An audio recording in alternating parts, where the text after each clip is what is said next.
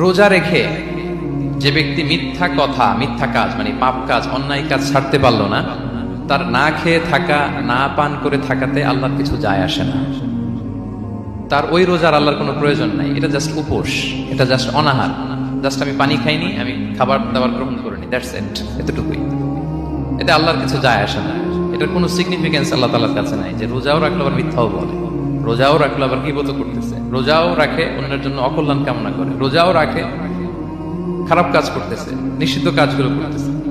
তাহলে এই রোজা রাখা না রাখা সমান, এই রোজায় কোনো ফায়দা নাই।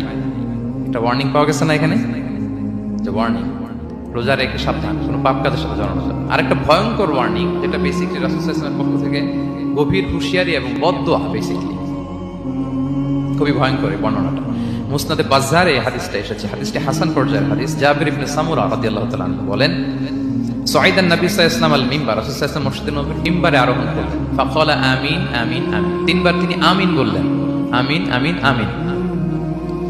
ফালাম্মা নাযালা সুইলা আন যালিক, যখন নেমে